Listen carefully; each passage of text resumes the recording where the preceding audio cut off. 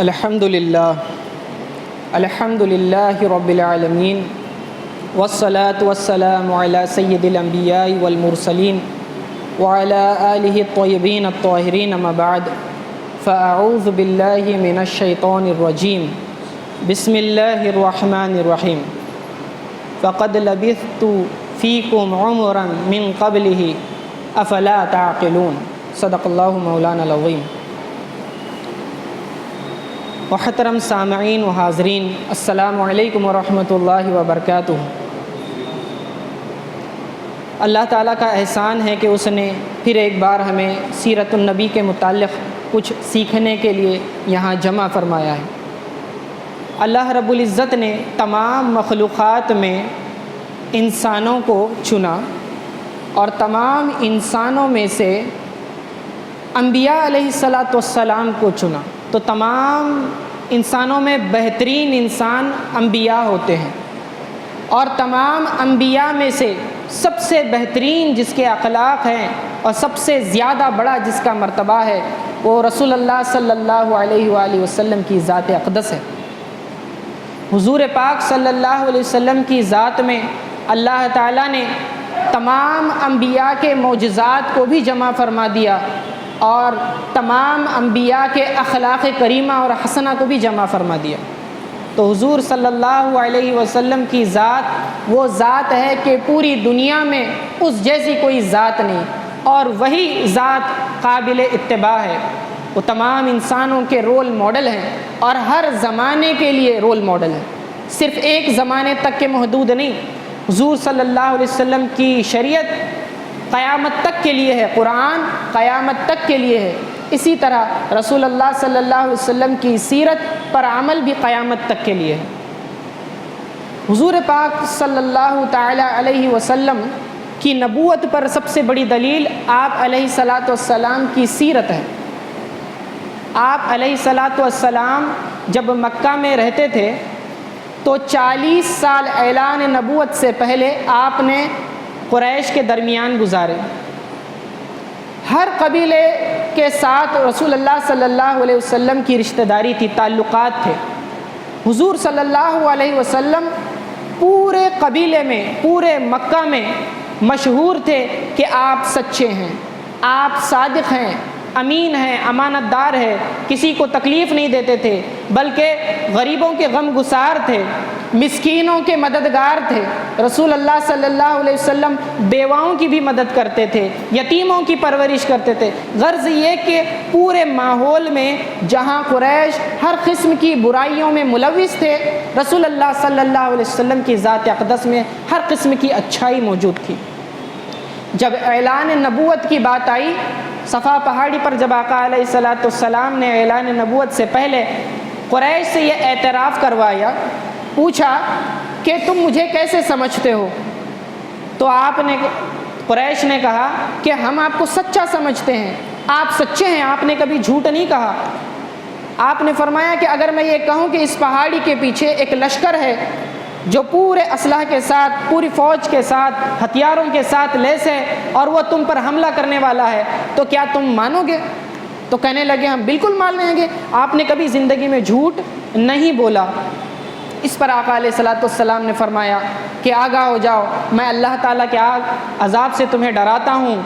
جہنم کے آگ سے تمہیں ڈراتا ہوں، ایک اللہ کی عبادت کرو۔ اب یہ توحید کی بات ہوئی، دین اسلام کی اشاعت کی بات ہوئی، تبلیغ کی بات ہوئی،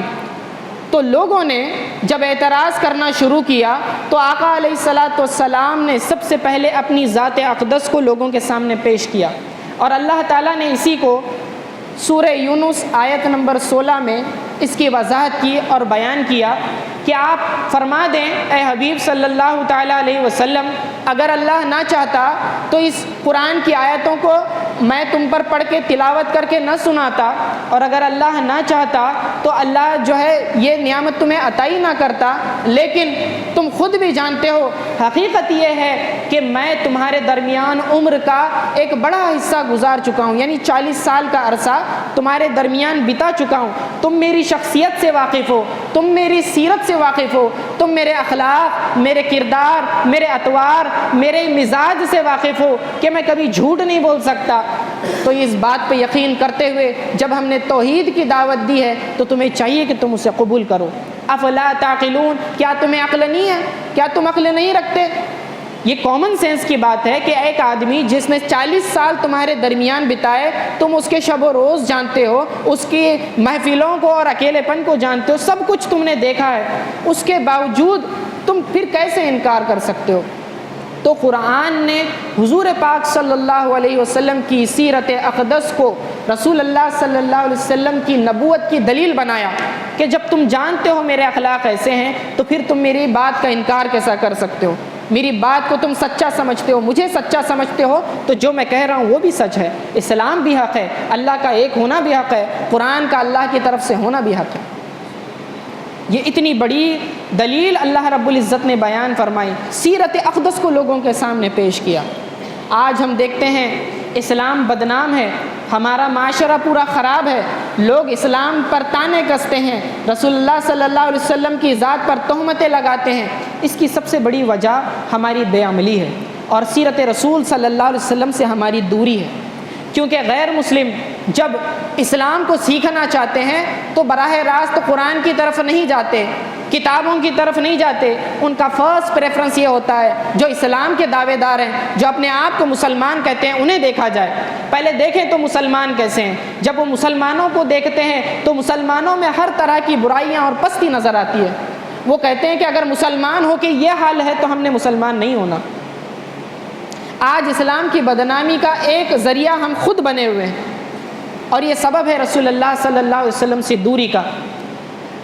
آج رسول اللہ صلی اللہ علیہ وسلم کے صحابہ کی سیرت کو آپ دیکھیں، ان کے اخلاق کو دیکھیں کہ تمام انسانوں میں اللہ کے رسول صلی اللہ علیہ وسلم کے اصحاب گویا کے ستاروں کے مانند ہے۔ جس طرح پونم کے چاند کے اطراف میں ستاروں کا جھرمٹ ہوتا ہے، ویسے ہی رسول اللہ صلی اللہ علیہ وسلم کی نورانی ذات کے اطراف صحابہ کا جھرمٹ ہوا کرتا تھا۔ اور وہ ایسی شخصیات تھی کہ وہ صحابہ اس لیے نہیں کہلائے کہ انہوں نے بہت زیادہ نمازیں پڑھی، بہت زیادہ قرآن پڑھا، بہت زیادہ روزے رکھے، بہت زیادہ جو ہے رسول اللہ صلی اللہ علیہ وسلم کے ساتھ جہاد وغیرہ میں ساتھ دیا، نہیں، صحابی بننے کے لیے ایک وجہ بنی، اور وہ ہے رسول اللہ صلی اللہ علیہ وسلم کے چہرہ انور کی زیارت۔ حالت ایمان میں جو رسول اللہ صلی اللہ علیہ وسلم کو دیکھ لے اور حالت ایمان میں اس کا انتقال ہو جائے تو وہ صحابی کہلاتا ہے۔ تو صحابی جیسا اتنا بڑا مرتبہ جو ملا، یہ عبادت کی وجہ سے نہیں ملا، بلکہ رسول اللہ صلی اللہ علیہ وسلم کے چہرہ اقدس کو، نورانی چہرے کو صرف تکنے کی وجہ سے ملا۔ آپ اندازہ لگائیں کہ کتنا ہی بڑا ولی کیوں نہ ہو کہ ایک صحابی کے مرتبے کو نہیں پہنچ سکتا، تو اندازہ لگائیں کہ رسول اللہ صلی اللہ علیہ وسلم کو ایک جھلک دیکھ لینا اتنا بڑا مرتبہ عطا کرتا ہے۔ تو رسول اللہ صلی اللہ علیہ وسلم کی سیرت پر عمل کرنا کیا مراتب عطا نہیں کرے گا؟ یہ سوچنے اور غور کرنے والی بات ہے، اور یہ رشتہ، یہ ضروری ہے کہ ہمارا تعلق رسول اللہ صلی اللہ علیہ وسلم سے مضبوط ہو۔ اس کے لیے ضروری ہے محبت رسول، پہلا درجہ ہے محبت رسول۔ جب ایمان لے آئے تو رسول اللہ صلی اللہ علیہ وسلم کی اتباع سے پہلے محبت چاہیے، کیونکہ آدمی جس سے محبت کرتا ہے تو اپنی محبوب کی باتیں بھی پسند آتی ہیں، ادائیں بھی پسند آتی ہیں، جو وہ کہے اسے بھی پسند کرتا ہے، جو وہ کرے اسے بھی پسند کرتا ہے۔ تو جب رسول اللہ صلی اللہ علیہ وسلم کی ذات اقدس سے ہمیں محبت ہوگی تو ہم رسول اللہ صلی اللہ علیہ وسلم کی تعلیمات پر عمل بھی کرنا ہمارے لیے آسان ہو جائے گا۔ ہم جھجک محسوس نہیں کریں گے، سنتوں پر عمل کرنے کے لیے ہمیں شرم محسوس نہیں ہوگی، لوگوں کا خوف دلوں سے اتر جائے گا۔ جو عاشق ہوتا ہے، جو محبت کرنے والا ہوتا ہے، محبت میں لوگ اسے ملامت بھی کرے تو اسے فرق نہیں پڑتا۔ رسول اللہ صلی اللہ علیہ وسلم کے صحابہ کی محبت کی مثالیں تو دیکھیے۔ حضرت ابوبکر صدیق رضی اللہ تعالی عنہ، حضور صلی اللہ علیہ وسلم کی مرض الوفات جو بیماری تھی جس میں ان کا انتقال ہوا، اس دوران حضرت ابوبکر صدیق رضی اللہ تعالی عنہ جو ہیں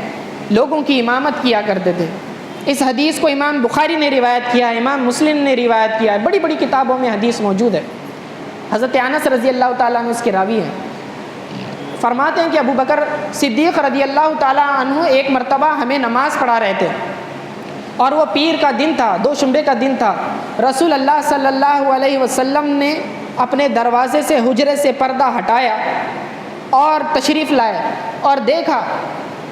تو صحابہ فرماتے ہیں کہ خوشی سے مسرت سے ہم تمام کے تمام ان کی طرف متوجہ ہوئے، رسول اللہ صلی اللہ علیہ وسلم کے چہرہ اقدس کو تکنے لگے، ان کے چہرہ زیبا رخ زیبا کو دیکھنے سے جو خوشی محسوس ہوئی کہ صحابہ میں ایک اضطرابی کیفیت پیدا ہو گئی، کہنے لگے کہ رسول اللہ صلی اللہ علیہ وسلم نے جیسی ہمیں دیکھا تو ہم میں کھلبلی مچ گئی، ہم قریب تھے کہ ہم اپنی نمازیں توڑ دیتے۔ دیکھیں نماز پڑھی جا رہی ہے اللہ کے لیے اور دیکھ رہے ہیں صحابہ رسول اللہ کی طرف صلی اللہ علیہ وسلم، تو رسول اللہ صلی اللہ علیہ وسلم کو جیسے ہی رسول اللہ صلی اللہ علیہ وسلم کو دیکھا تو ابو بکر صدیق رضی اللہ تعالیٰ عنہ نے یہ چاہا کہ اپنی ایڑیوں کے بل پیچھے کی طرف آ جائیں تاکہ رسول اللہ صلی اللہ علیہ وسلم امامت کنٹینیو کریں، لیکن حضور علیہ الصلوۃ والسلام نے اپنے ہاتھ کے اشارے سے انہیں فرمایا کہ اپنی جگہ پر رہو، یعنی نماز پڑھاتے رہنا، اور حضور صلی اللہ علیہ وسلم مسکرائے، پھر اس کے بعد پردہ ڈال دیا اور اندر چلے جائے۔ وہی وقت تھا، وہی دن پھر رسول اللہ صلی اللہ علیہ وسلم کا انتقال ہو گیا، وصال ہو گیا۔ آپ اندازہ لگائیں، شارحین حدیث کی شرح میں فرماتے ہیں کہ صحابہ کی یہ کیفیت ہو گئی کہ وہ بے چین ہو گئے، اتنے دنوں سے رسول اللہ صلی اللہ علیہ وسلم کے چہرے کو دیکھنا نصیب نہیں ہو رہا تھا، حضور صلی اللہ علیہ وسلم بیماری کے حالت میں تھے، بے چین، اور اتنے بے چین تھے کہ قبلے سے پلٹ جانا بھی ان کے لیے گوارا تھا کہ ہٹ کہاں سے رہے ہیں، ایک کعبہ کی طرف سے جو ہماری نماز کا قبلہ ہے، اور رسول اللہ صلی اللہ علیہ وسلم کے چہرے کی طرف پلٹ رہے ہیں جو ان کے ایمان کا اور محبت کا قبلہ ہے۔ تو اسی لیے کسی کی نماز بھی ضائع نہیں ہوئی، سب نے اپنی نماز مکمل کی، ایسی محبت رہتی تھی، ایسی الفت رہتی تھی۔ ایک مرتبہ ایک انصاری صحابی رسول اللہ صلی اللہ علیہ وسلم کی بارگاہ میں حاضر ہوئے، بڑے بے چین تھے، پریشان تھے، عشق کے مریض تھے، رسول اللہ صلی اللہ علیہ وسلم سے خوب محبت فرمایا کرتے تھے۔ اس حدیث کو حلیۃ الاولیاء میں امام ابو نعیم نے بھی روایت کیا، بیہقی نے بھی روایت کیا، طبرانی نے روایت کیا ہے۔ تو شعبی رضی اللہ تعالیٰ عنہ جو ہیں اس کے راوی ہیں، حضرت ابن عباس رضی اللہ تعالیٰ عنہ کے طریق سے انہوں نے روایت کی، فرماتے ہیں کہ وہ انصاری صحابی رسول اللہ صلی اللہ علیہ وسلم کی بارگاہ میں آئے اور فرمانے لگے، یا رسول اللہ صلی اللہ علیہ وسلم، میرے جان، میرا مال، میرا سب کچھ جو ہے آپ پر قربان، میں جو ہے آپ سے بے انتہا محبت کرتا ہوں۔ اے اللہ کے رسول صلی اللہ علیہ وسلم، جب ہم آپ کی مجلس سے دور ہوتے ہیں، اپنے گھر جاتے ہیں تو ہم بے چین ہو جاتے ہیں، اتنی بے چینی ہوتی ہے جب تک کہ آپ کے چہرے کو نہ دیکھ لیں ہماری بے چینی اضطرابی دور نہیں ہوتی، ہمیں اتنا ڈر ہوتا ہے، میں اتنا بے چین ہو جاتا ہوں کہ ایسا لگتا ہے کہ یہ غم جدائی میں کہیں مجھے موت نہ آ جائے۔ تو جب تک پھر ہم پلٹ کے آپ علیہ الصلوۃ والسلام کی بارگاہ میں آ کے آپ کو دیکھ نہیں لیتے ہمیں سکون نہیں آتا۔ یہ کہنے کے بعد پھر وہ صحابی زار و قطار رونے لگے۔ تو آقا علیہ الصلوۃ والسلام نے رونے کی وجہ پوچھی کہ کیوں روتے ہو؟ فرمانے لگے، یا رسول اللہ صلی اللہ علیہ وسلم، میرے دل میں خیال آتا ہے، وہ یہ کہ میں سوچتا ہوں کہ ایک دن مجھے بھی موت نے گھیرنا ہے، میں بھی مرنے والا ہوں، ایک دن آپ بھی وصال فرما جائیں گے، آپ ہم سے جدا ہو جائیں گے، پھر اس کے بعد اللہ تعالیٰ، آپ تو نبی ہیں تو آپ کو اللہ تعالیٰ جنت میں بلند مقامات عطا کرے گا، اور اگر میں جنت میں چلا بھی جاؤں تو آپ کا امتی ہوں، اور امتی کا درجہ تو نبی سے بڑا نہیں ہوتا، تو میں ادنا چھوٹے درجے میں رہوں گا، تو پھر میں آپ کو کیسے دیکھوں گا، آپ کی زیارت کیسے کروں گا؟ جنت میں بھی رسول اللہ صلی اللہ علیہ وسلم کے دیدار کی فکر ہے۔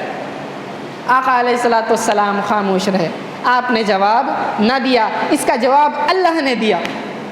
اللہ رب العزت نے وحی نازل فرمائی، جبرائیل علیہ السلام آئے، سورہ نساء آیت نمبر 69 لے کر، اور فرمانے لگے، وَمَن يُطِيعِ اللَّهَ وَالرَّسُولَ،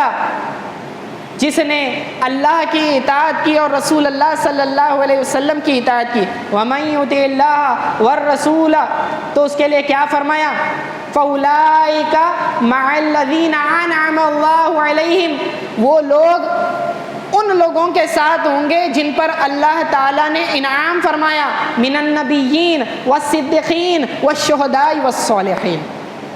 کہ وہ نبیوں کے ساتھ ہوں گے، صدیقین کے ساتھ ہوں گے، شہداء کے ساتھ ہوں گے، صالحین کے ساتھ ہوں گے۔ جو صحابی نے اپنے جو فراق اور جدائی رسول صلی اللہ علیہ وسلم کا جو تذکرہ کیا، اللہ رب العزت نے جواب دیا کہ اگر تم رسول اللہ صلی اللہ علیہ وسلم کی اتباع کرو گے تو تمہیں بھی رسول اللہ صلی اللہ علیہ وسلم سے جنت میں بھی ملاقات کرائی جائے گی، ان کے ساتھ آپ کو بلایا جائے گا۔ ایک روایت میں آتا ہے کہ رسول اللہ صلی اللہ علیہ وسلم نے فرمایا کہ جنت کے اعلیٰ مقام کے جو لوگ ہوں گے، انبیاء وغیرہ، وہ اپنے ادنا ساتھیوں کے پاس آئیں گے، ان سے ملاقات کریں گے اور انہیں بتلائیں گے کہ اللہ تعالیٰ نے ان پر کون کون سی نعمتیں نازل کی، پھر اللہ تعالیٰ کی حمد و ثنا بیان کریں گے۔ یعنی کہ انبیاء اپنے محبوبین سے، اپنے محبت کرنے والوں سے ملنے کے لیے آئیں گے آپ کی جنت میں۔ اگر مومنین جنت میں ہوں گے تو اللہ تعالیٰ جو ہے حضور صلی اللہ علیہ وسلم کی زیارت سے وہاں بھی محروم نہیں کرے گا۔ ہر مومن کا یہ اشتیاق ہونا چاہیے کہ اللہ کے رسول صلی اللہ علیہ وسلم کی زیارت کرے۔ اب تو کوئی صحابی نہیں بن سکتا، اگر کسی نے خواب میں بھی رسول اللہ صلی اللہ علیہ وسلم کی زیارت کر لی تو وہ صحابی نہیں بن سکتا، لیکن یہ محبت، یہ عشق ہونا چاہیے۔ حضور صلی اللہ علیہ وسلم کے ایک غلام تھے صوبان رضی اللہ تعالیٰ عنہ، ان کا بھی ایسا ہی حال تھا، ایسی روایت آئی ہے، تو یہ اس کی شان نزول ہے۔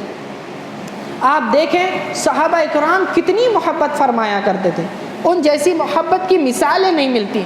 حضرت ابو بکر صدیق رضی اللہ تعالیٰ عنہ جب ابتدا اسلام کا زمانہ تھا، 39 لوگ مسلمان ہو چکے تھے، اور دار ارقم جو ہے، دار ارقم یہ جو گھر تھا، وہاں پر یہ پہلی درسگاہ تھی، حضور صلی اللہ علیہ وسلم لوگوں کو تعلیم دیا کرتے تھے۔ 29 لوگ مسلمان ہو چکے تھے، ابو بکر صدیق رضی اللہ تعالیٰ عنہ بھی انہی میں سے تھے۔ تو کہنے لگے کہ یا رسول اللہ صلی اللہ علیہ وسلم، یہ چھپ کے یہ جو تربیت ہے، یہ اسلام کی اشاعت ہے، میرا دل چاہتا ہے کہ میں اعلانیہ جو ہے لوگوں میں اسلام کی اشاعت کروں اور اسلام کی دعوت و تبلیغ کروں اور آپ علیہ الصلوۃ والسلام کے محاسن کو بیان کروں۔ لیکن آپ دیکھیں رسول اللہ صلی اللہ علیہ وسلم نے پہلے تو منع فرمایا، پھر صدیق اکبر نے اصرار فرمایا تو آقا علیہ الصلوۃ والسلام نے اجازت دے دی۔ آپ قریش کے درمیان کھڑے ہوئے حضرت ابو بکر صدیق رضی اللہ تعالیٰ عنہ اور لوگوں کے درمیان خطاب فرمایا، اسی لیے انہیں خطیب اول کہا جاتا ہے، سب سے پہلے خطیب، خطبہ دینے والے۔ تو حضور صلی اللہ علیہ وسلم کی تعریف بیان کی اور اسلام کے بارے میں لوگوں کو دعوت دی۔ لوگوں کو بڑا غصہ آیا اور کفار ان پر ٹوٹ پڑے، اتنا مارا کہ شدید درد میں خونہ خون ہو گئے، لہو لہان ہو گئے۔ پھر ان کے خاندان والے انہیں اٹھانے کے لیے آئے اور اپنے گھر لے گئے۔ لوگوں کو لگا کہ یہ اب وفات پا چکے ہیں تو ان کے حال پہ چھوڑ دیا۔ ان کے گھر والے انہیں گھر لے آئے ابو بکر صدیق رضی اللہ تعالیٰ عنہ کے۔ اب جو ہے یہاں پر وہ دیکھتے ہیں کہ ان میں جان باقی ہے، ابھی جو ہے حرکت کر رہے ہیں۔ تو جب ہوش آیا، آنکھیں کھلی، تو سب سے پہلے سوال کیا کہ رسول اللہ صلی اللہ علیہ وسلم کیسے ہیں، آپ علیہ الصلوۃ والسلام کیسے ہیں۔ ان کے گھر والوں کو بڑا غصہ آیا، کہنے لگے کہ ہم تو تمہارے لیے آئے تھے اور تمہیں تو رسول اللہ کی فکر ہے، ہمیں تو تمہاری فکر تھی اور تم تو رسول اللہ صلی اللہ علیہ وسلم کی اس حالت میں بھی فکر کر رہے ہو۔ ٹھیک ہے، اس وقت ان کے گھر والے ابھی ایمان نہیں لائے ہوئے تھے، لیکن کہنے لگے کہ جب تک رسول اللہ صلی اللہ علیہ وسلم کو دیکھ نہ لوں مجھے چین نہیں آئے گا، میں چین سے نہیں بیٹھوں گا، اور قسم کھا لی کہ میں اس وقت تک نہ پانی پیوں گا نہ کھانا کھاؤں گا جب تک کہ رسول اللہ صلی اللہ علیہ وسلم کو دیکھ نہ لوں، اس وقت تک مجھے چین نہیں آئے گا۔ تو اپنی والدہ سے کہا کہ آپ جائیں اور ذرا احوال معلوم کریں کہ رسول اللہ صلی اللہ علیہ وسلم کیسے ہیں۔ وہ کہنے لگے کہ میں کیسے بتا سکتی ہوں کہ وہ کیسے ہیں۔ تو آپ نے کہا کہ ام جمیل کے پاس جائیں، ام جمیل بنت خطاب یعنی حضرت عمر فاروق رضی اللہ تعالیٰ عنہ کی بہن، سگی بہن، آپ ان کے پاس جائیں، ان سے معلوم کریں۔ پھر یہ ان کے پاس گئی، ام جمیل اسلام لے آئی تھی لیکن اپنا اسلام ابھی تک چھپا کے رکھا تھا، ظاہر نہیں کیا تھا، ابھی عمر رضی اللہ تعالیٰ عنہ مومن اسلام قبول نہیں کیے تھے۔ تو پہلے تو انہوں نے نظر انداز کیا، وہ کہنے لگی کہ مجھے کیسے پتہ چلے گا کہ رسول اللہ صلی اللہ علیہ وسلم کیسے ہیں۔ پھر ایک کام لیکن یہ کر سکتی ہوں کہ آپ مجھے ابو بکر کے پاس لے چلیں، میں پھر معاملہ دیکھتی ہوں۔ پھر ام جمیل کو لے کر آئی ان کی والدہ حضرت ابو بکر صدیق رضی اللہ تعالیٰ عنہ کی۔ پھر اس کے بعد وہ ان سے ملاقات کی اور انہیں سرگوشی میں کہا کہ رسول اللہ صلی اللہ علیہ وسلم ٹھیک ٹھاک ہیں، صحیح سلامت ہے، تندرست ہیں، انہیں کچھ نہیں ہوا۔ تو پھر انہوں نے اللہ کا شکر ادا کیا۔ پھر رسول اللہ صلی اللہ علیہ وسلم کی زیارت کے لیے یہ اٹھے اور اسی حالت میں جو ہے دار ارقم چلے گئے۔ ان سے پوچھا کہ کہاں ہیں رسول اللہ صلی اللہ علیہ وسلم، فرمایا دار ارقم میں ہیں۔ تو پھر یہ اٹھے اور اب رسول اللہ صلی اللہ علیہ وسلم کی زیارت کے لیے چل پڑے۔ اتنی تکلیف میں، درد میں پہلے وہاں گئے، صحابہ نے ان کا استقبال کیا، رسول اللہ صلی اللہ علیہ وسلم نے ان کا استقبال کیا، انہیں جو ہے چوما فرط محبت میں، اور ان پر رقت طاری ہو گئی، صحابہ پر بھی رقت طاری ہو گئی، آنکھوں میں آنسو آ گئے کہ دیکھے ابو بکر کی محبت کہ رسول اللہ صلی اللہ علیہ وسلم کے لیے اتنی تکلیفیں سہتے تھے۔ تو انہیں اپنی تکلیفوں کی کوئی پرواہ نہیں تھی، ان کی بے عزتی ہو گئی یا لوگ انہیں مارے تو انہیں کوئی پرواہ نہیں تھی، لیکن رسول اللہ صلی اللہ علیہ وسلم کی عزت پہ آنچ نہیں آنی چاہیے۔ وہ کہنے لگے یا رسول اللہ صلی اللہ علیہ وسلم، مجھے اس بات کی فکر تھی کہ کہیں لوگ آپ کی بے ادبی نہ کریں، لوگ مجھے برا کہہ رہے تھے، مجھے اس کی فکر نہیں تھی، لیکن آپ کو برا کہیں گے اس کی مجھے فکر تھی۔ آپ اندازہ لگائیں صحابہ کی کیسی محبت تھی۔ آج وہ جذبہ ایمانی ختم ہو گیا، ہمارے اندر رسول اللہ صلی اللہ علیہ وسلم کا نام سنتے ہی محبت جوش نہیں مارتی۔ جس سے انسان محبت کرتا ہے، جب اس کے سامنے اس کا تذکرہ ہو تو چہرہ خوشی سے کھل اٹھتا ہے، اور جب کوئی آپ کے محبوب کو برا کہے تو آپ کے چہرے پر ناراضگی کے اثرات آنے چاہیے، لیکن نہیں آتے۔ آج لوگ شان رسول میں توہین بھی کرتے ہیں تو چپ، رسول اللہ صلی اللہ علیہ وسلم کی شان بیان کرے تو بھی چپ، پتھروں جیسے دل ہو گئے۔ محبت کہاں چلی گئی؟ یہ ایمان کا حصہ ہے۔ تو ہمیں چاہیے کہ اپنے اندر یہ جذبات کو دوبارہ پیدا کریں۔ جب محبت ہوگی تو ہم اتباع کی طرف آئیں گے، رسول اللہ صلی اللہ علیہ وسلم کی اتباع کی طرف آئیں گے۔ تو اللہ تعالیٰ سے دعا ہے کہ اللہ تعالیٰ ہمارے اندر ہمارے ایمان کو مضبوط فرمائے، اور ہماری محبتوں کو رسول اللہ صلی اللہ علیہ وسلم سے مضبوط فرمائے، ہمارے تعلقات کو بہتر فرمائے، اور حضور صلی اللہ علیہ وسلم کی اتباع میں ہی ہمیں موت نصیب فرمائے۔ وصلی اللہ تعالیٰ علی خیر خلقہ محمد وآلہ واصحابہ اجمعین برحمتک یا ارحم الراحمین۔